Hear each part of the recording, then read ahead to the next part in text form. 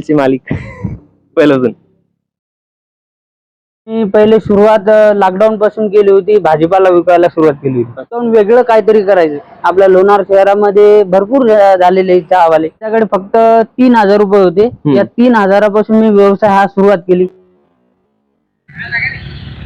काय म्हणता पटतं तर भाई, आपण प्रत्येक जण लाईफ मध्ये असं म्हटलं असं एकदा तरी की बा मैं बडा होके बिझनेस करूंगा, जॉब नाही करूंगा. पण अशी सिच्युएशन येऊन जाते, आपण सगळे त्या ट्रॅप मध्ये फसवत जातो. सगळे मोस्टली जण जॉब करतो, पण असा तसं काही पोटते किंवा हे सगळं एस्केप करून ते स्वतःच काहीतरी स्टार्टअप करतात, काहीतरी बिझनेस करतात.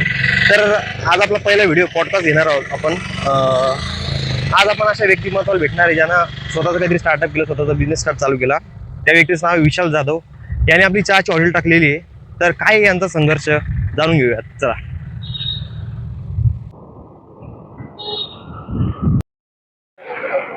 तर मित्रांनो, ही आहे विशाल भाऊ यांची हॉटेल, जाधव बासुंदी गुळाचा चहा.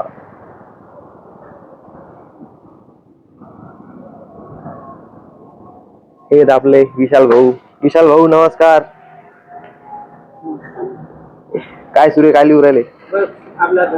हिशोब. हो का? आपल्याला तुमचा इंटरव्ह्यू घ्यायचा आहे 5-10 मिनिटाचा. चालेल ना?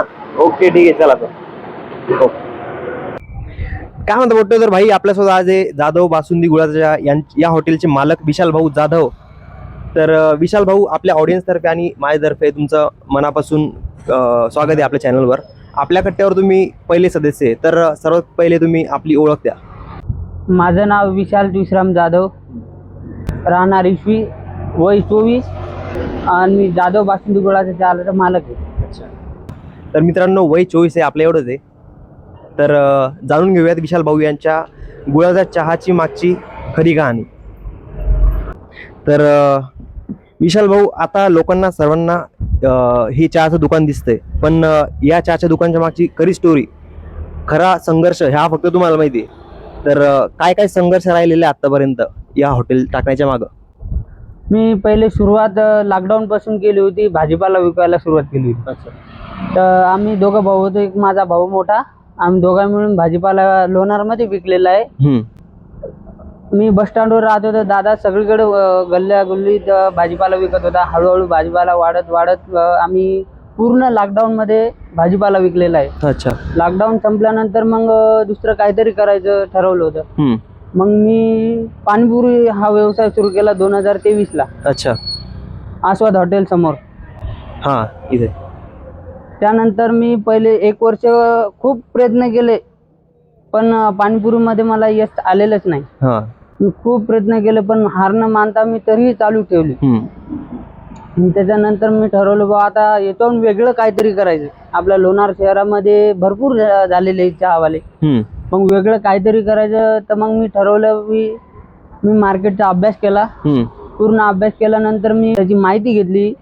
त्यानंतर मग आपल्या लोणार शहरामध्ये वेगळं करायसाठी मी बासुंदी गुळाचा हा लोणारमध्ये सुरू केलेला. अच्छा. तर विशाल भाऊ, तुम्ही चहाचाच बिझनेस का सुरू केला? तुम्हाला बरेचसे वेगळे पण बिझनेस करता येऊ शकत होते. तर चहाचीच आयडिया कशी आली तुमच्या डोक्यात? खरं कारण म्हणजे माझी परिस्थिती खूप गरीब होती. माझ्याकडे जास्त भांडवल नव्हतं कोणता व्यवसाय करण्यासाठी. माझ्याकडे भरपूर आयडिया होत्या, पण माझ्याकडे फक्त 3000 रुपये होते. या 3000 पासून मी व्यवसाय हा सुरुवात केली. कारण 3000 पासून व्यवसाय करण्यासाठी हा चहा व्यवसाय चांगला होता, म्हणून मी हा व्यवसाय चालू केलेला आहे. अच्छा. तर मित्रांनो, जसं की विशाल भाऊन सांगितले, त्यांच्याकडे फक्त 3000 रुपये होते. तर कमी भांडवलमध्ये कोणता बिझनेस ते करू शकणार, त्याच्यामुळे त्यांनी चहाचा बिझनेस निवडलेला आहे. कमी भांडवलमध्ये त्यांनी हा व्यवसाय शून्यातून उभारलेला आहे. चहाचं दुकान टाकल्यानंतर असे कोणकोणते हे होते प्रॉब्लेम्स जे तुम्ही फेस केले? मला सुरुवातीपासून एवढं प्रतिसाद नाही भेटला, पण मी खरं कारण म्हणजे क्वालिटी ठेवली चांगली. बरोबर.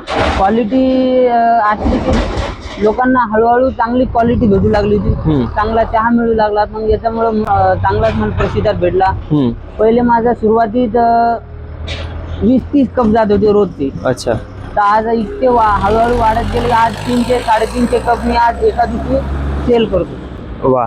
तर मित्रांनो, स्टार्टिंगला विशाल भाऊ सांगतात लोकांचा कमी प्रतिसाद भेटत होता. 20 ते 30 कप रोजचे जात होते, पण त्यांनी संघर्ष नाही सोडला, त्यांनी हिंमत नाही सोडली, स्वतःचा विश्वास ठेवला आणि आज त्यांचे 300 ते 400 कप चहा रोजचा विकला जातो.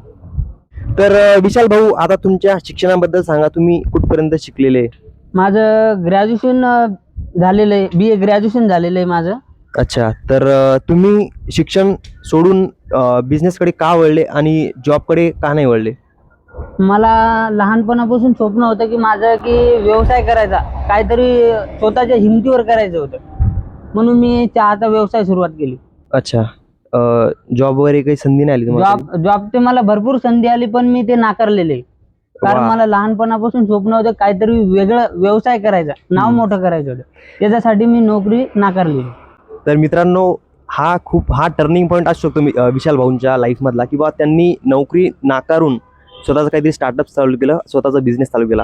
आपण त्यांची मेंटॅलिटी, माइंडसेट इमॅजिन करू शकतो आता, कारण आपण इथेच सगळे खचून जातो आणि जॉबकडे वळतो आणि बिझनेस काहीतरी स्टार्ट करत नाही. तर मित्रांनो, जेव्हा आपल्या डोक्यात येतं की आपल्याला कोणता तरी बिझनेस करायचा, विशाल भाऊ, जेव्हा तुमच्या डोक्यात आलं आपल्याला काहीतरी बिझनेस करायचा, कोणताही, तर आपल्या पुढे हजारो प्रश्न येतात, तुमच्याही पुढे हजारो प्रश्न आले असतील की आपली फॅमिली आपल्याला सपोर्ट करणार का नाही, आपले आई वडील आपल्या या निर्णयाला सपोर्ट करतील का नाही, आपले नातेवाईक काय म्हणतील, 4 लोक काय म्हणतील, हा विचार येतो आपल्या सोसायटीमध्ये. तर तुमच्या आई वडिलांचा घरचा सपोर्ट तुम्हाला कसा होता? मला हे चहाची हॉटेल चालू करायची हे मी घरी सांगितले होते, पण घरच्यांनी मला पहिल्यापासून चांगली साथ दिली, विरोध केला नाही. ते म्हणत तू व्यवसाय कर, आम्ही तुझ्यासोबत खंबीरपणे उभा आहे. माझा मोठा भावानं बी मला खूप मदत केली, खूप अडचणीत मला त्यानं मदत केलेली आहे. आजपर्यंत मी इथं आलोय आणि आई मला प्रत्येक कामात मदत करते हॉटेलवर. येस. तर मित्रांनो, सर्वात मोठी गोष्ट हीच आहे की आपल्या आईवडिलांचा सपोर्ट आपल्याला पाहिजे आणि तेच विशाल भाऊ सोबत आहे. तर बरीच तरुण पिढी आहे, त्यांना स्वतःचा काहीतरी स्टार्टअप करायचा असतो, बिझनेस करायचा असतो, पण अशी भीती राहते मनात किंवा आपला बिझनेस चालेल का नाही आणि फार प्रश्न असतात मनात. तर तुम्ही त्यांना काय सल्ला द्याल? पहिली गोष्ट म्हणजे कोणता जर व्यवसाय करायचा असेल तर मनाची तयारी ठेवली पाहिजे की हे काम आपण करू शकतो का नाही. प्रत्येक गोष्ट काम करावंच लागते व्यवसायामध्ये. बरेच जण मुलं काय म्हणतात, बा आपल्याला हाच व्यवसाय करायचा, पण त्याची तयारी बी ठेवता आली पाहिजे की हा व्यवसाय आपल्याकडून होतो का नाही, का 100% लक्ष द्यावं लागणार आहे, कस्टमरला काय लागते काय नाही. बरोबर. मार्केट, पुन्हा दुसरी गोष्ट, पुन्हा मार्केटचा थोडा अभ्यास केला पाहिजे की बा इथं कोणतं चालू शकेल किंवा नाही चालू शकेल. क्वालिटी विशेष भर दिला गेला पाहिजे. पुन्हा कस्टमरशी चांगलं प्रेमानं बोलल्या गेलं पाहिजे. आणि दुसरी गोष्ट, एकदम आपल्याला यश मिळणार नाही, तर त्यासाठी अपयश बी काही सोसावे लागतात. बरोबर. त्याच्यानंतर हळूहळू आपल्याला चांगलं प्रसिद्धात चांगलं प्रेम भेटू शकते, त्यानंतर चांगला व्यवसाय मोठा होऊ शकते. बरोबर. जर आपण चांगले 100% लक्ष दिलं, मन लावून केलं, आत्मविश्वास आणि चिकाटी मेहनत ही तयारी ठेवली पाहिजे, बरोबर, हे 100% आपलं यश मिळू शकते. हे माझ्या तरुण पिढीला सल्ला आहे. ओके. तर विशाल भाऊ, फक्त एवढंच म्हणायचं आहे, तुम्हाला कोणताही बिझनेस करायचा तर तुम्ही आधी मनाची तयारी ठेवा आणि अपयश जरी भेटला तर तुम्ही तुमचे प्रयत्न सोडू नका, प्रयत्न करत राहा, एक दिवस यश 100% भेटेल. तर मित्रांनो, विशाल भाऊच्या चहाची क्वालिटी एक नंबर आहे. मी आतापर्यंत जेवढे ठिकाणी चहा पेलेलो आहे तेवढ्यापैकी विशाल भाऊ तुमचा चहा खरंच एक नंबर क्वालिटी आहे. तर लोणारकर कोणी पण व्हिडिओ हा बघत असेल तर तुम्ही नक्कीच विशाल भाऊ यांच्या हॉटेलवर या, चहा प्या. विशाल भाऊ तुम्हाला डिसअपॉइंट नाही करणार, ही गॅरंटी माझी. हॉटेलचं लोकेशन आहे हर्षास फूड पार्कच्या बाजूला, महाराज शाळेच्या जवळ, मंठा रोड, लोणार. तर विशाल भाऊ, आपल्या कट्ट्यावर तुम्ही पहिले व्यक्ती आहे ज्यांचा आपण पॉडकास्ट घेतोय, तर आपल्या कट्ट्यावर येण्याबद्दल तुमचं खूप खूप धन्यवाद आणि तुम्हाला पुढील वाटचालीस शुभेच्छा माझ्याकडून आणि आपल्या ऑडियन्सकडून. धन्यवाद. तर मित्रांनो, ही होती विशाल भाऊ यांची कहाणी. आय होप तुम्हाला आवडली असेल नक्कीच. खूप स्ट्रगलिंग होती, पण स्ट्रगल केल्यानंतर भाई सक्सेस भेटतं. तर व्हिडिओ आवडला असेल तर चॅनलला सबस्क्राईब करा, व्हिडिओला लाईक करा आणि शेअर करा. धन्यवाद. Bye bye. भेटूयात दुसऱ्या कट्ट्यावर.